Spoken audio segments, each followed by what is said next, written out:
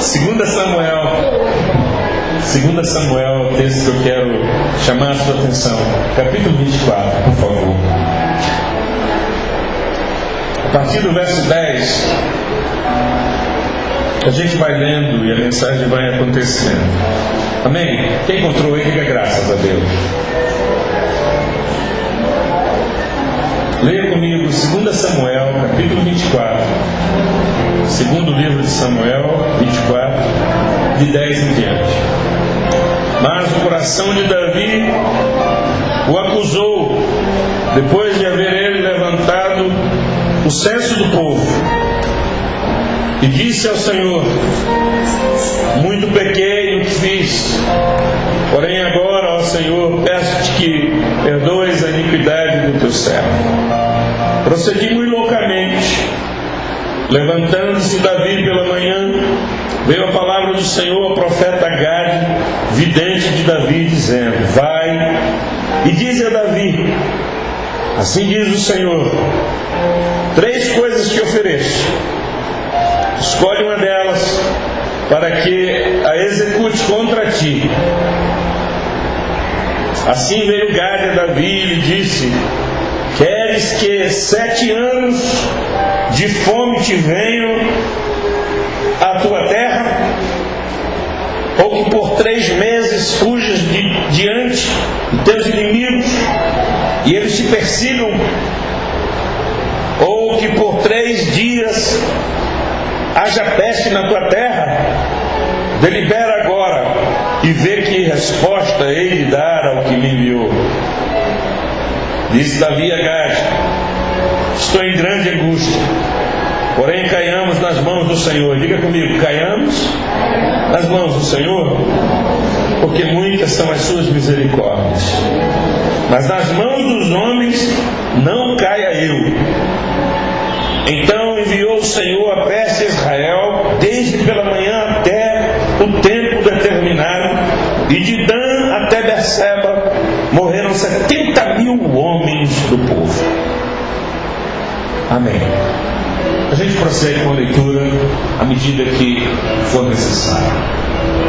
Davi é rei em Israel, e como rei ele tem privilégios.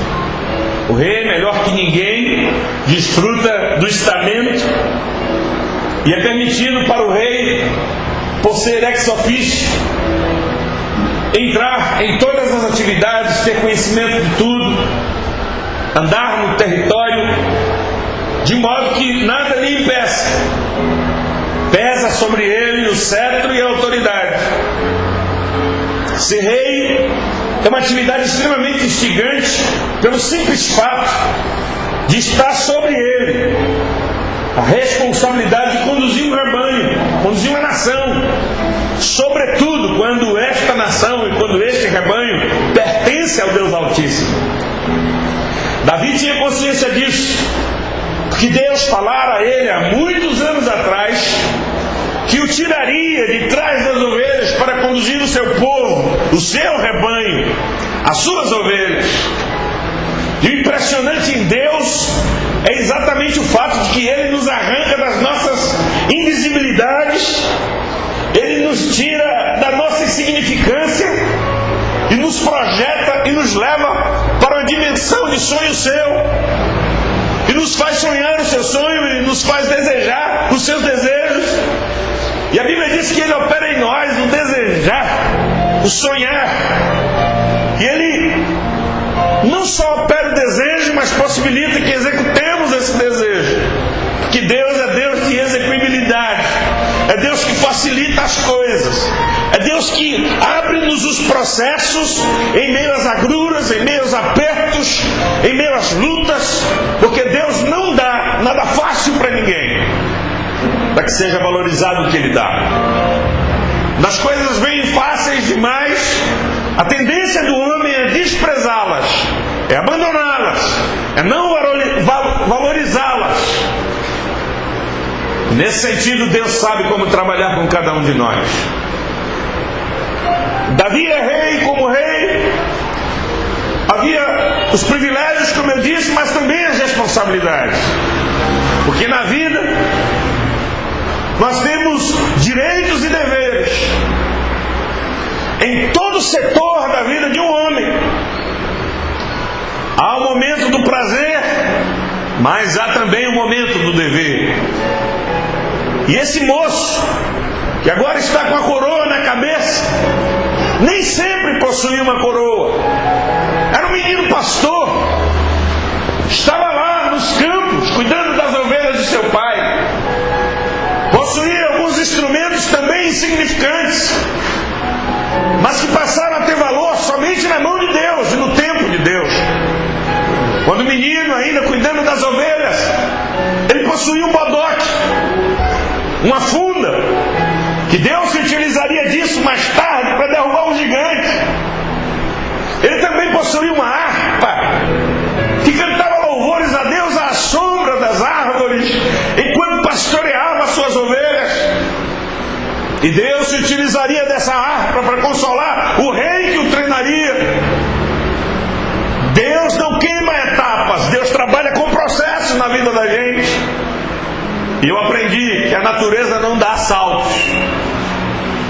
Nada na vida da gente é assim de repente, nos pulos. Deus é Deus que anda no passo do gado. E eu quero falar para você que está sentado aqui hoje e é portador de uma angústia, de uma necessidade, de um sonho, e que volta e meia o seu coração se aperta e você se sente alijado da vida, com vontade de crescer, de subir, e não vê a sua vida rompendo como você gostaria, e você está aí no seu lugar, dizendo: Deus, cadê o Senhor? Deus, por que demoras? Deus, por que não veio ainda? Eu vim aqui como profeta de Deus, do lugar da minha insignificância, do lugar da minha simplicidade, para dizer a você uma palavra da parte de Deus. Deus não está atrasado quanto ao que Ele tem para a sua vida. Deus só está tratando você e preparando você para aquilo que Ele já tem preparado, já está pronto para você. Ele está aguardando a hora da tua maturidade. Você vai passar pela porta e vai tomar posse da bênção de Deus. Você toma posse dessa palavra, irmão. Então glorifica a Deus e aplauda Ele. Deus está preparando o melhor para você. Se é para o Senhor, essas palmas têm que ser mais fortes. A Ele glória, a Ele honra, a Ele louvor nessa noite. A Deus que é todo poderoso, a majestade e a soberania. O menino pastor se torna rei. Seu nome é aclamado na terra. Saul matou os milhares, mas Davi mata os 10 milhares. E ele ascende ao trono lá em Hebrom, e depois em Jerusalém, na terra de Judá, se torna alguém importante para Deus. Mas Deus persegue a gente, e não persegue a gente pelos status que a gente vai conquistando na vida. Ele persegue a gente para saber o quão humilde a gente permanece, mesmo ascendendo. Deus quer saber o quanto você é capaz de ser o mesmo. O menino de ontem, que chorava, que se dobrava no chão e dizia: Deus, eu te amo. Deus não está nem aí se você está andando de carro com pneus de ouro. Ele quer saber o quanto você é capaz de amá-lo no silêncio do quarto.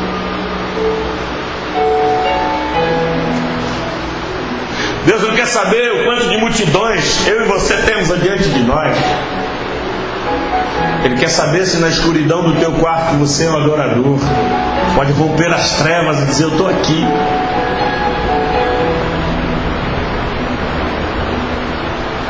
Ele quer saber se na base do teu espírito, no fundamento do teu ser, aí no lugar onde você não pode trapacear a mais ninguém, nem a si mesmo, você é capaz de dizer: Deus, eu ainda confio em Ti.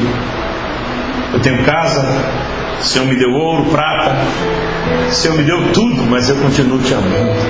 E se eu perder tudo amanhã, o Senhor continua sendo meu Deus.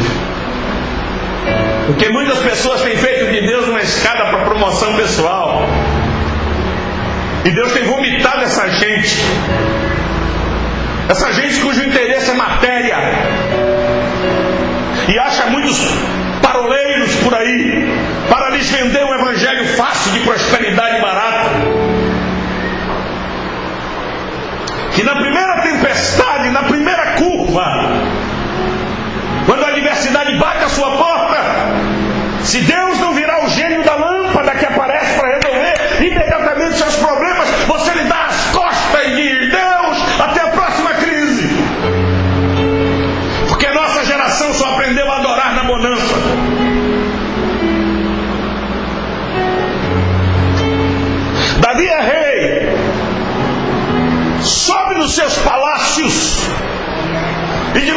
cima toma a precipitada decisão de contar o seu exército, de fazer o censo.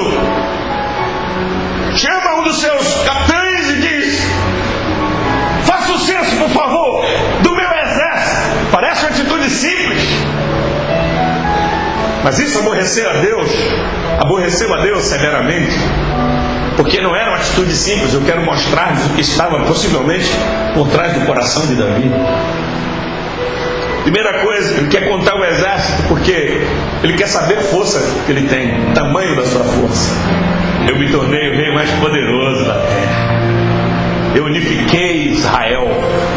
Eu fiz coalizões com nações vizinhas. Eu sou famoso internacionalmente. Veja aí a minha beligerância, meu poder bélico. Ele quer saber quantos homens ele tem, a contingência do seu exército. E do lugar da sua glória, ele se envaidece. Ele se sente o tal, o bacana.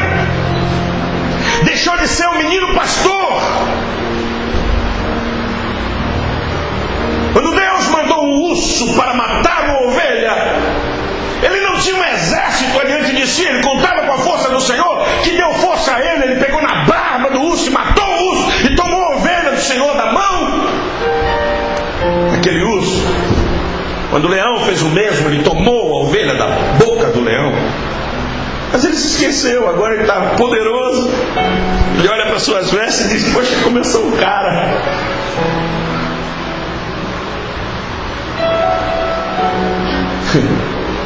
A segunda coisa que acontece com Davi é que, além de ele querer saber o tamanho da sua força, ele quer saber o poder da sua força. Quanto eu posso? Antes eu não podia nada, agora eu posso, eu sou rei. E Deus está olhando, porque o olhar de Deus passa por toda a terra. Passa por toda a terra. Deus não se impressiona com quanto de aplausos você tem sido ovacionado. Deus não se impressiona com isso. Davi olha o seu exército do lugar da sua tranquilidade e diz: eu tenho um exército poderoso, estou pronto para qualquer guerra, estou seguro agora. Mas há um desvio nisso. Sutilmente ele está dizendo para Deus: Deus, eu não preciso mais do Senhor, porque agora o Senhor me equipou de um exército tão poderoso que ninguém vai invadir a minha terra, ninguém vai me abater, ninguém vai me dominar, porque eu sou Davi, o rei de Israel. Deus, agora eu não preciso mais do Senhor, porque o Senhor pode estar em segundo plano, inclusive. Eu tenho homens nesta terra, eu tenho influência nessa terra, eu tenho um nome nessa terra. Olha aí, basta eu dar uma palavra, esses homens se deitam, esses homens se levantam, esses homens vão buscar água na terra inimiga e traz de lá do poço para mim. Eu sou poderoso. Terceiro lugar, ele se vangloria. E quando ele está lá na masmorra espiritual, tem um moço chamado Gade, é profeta na terra, é vidente. O Senhor vai lá na casa de Gade e diz: Gade, se levanta.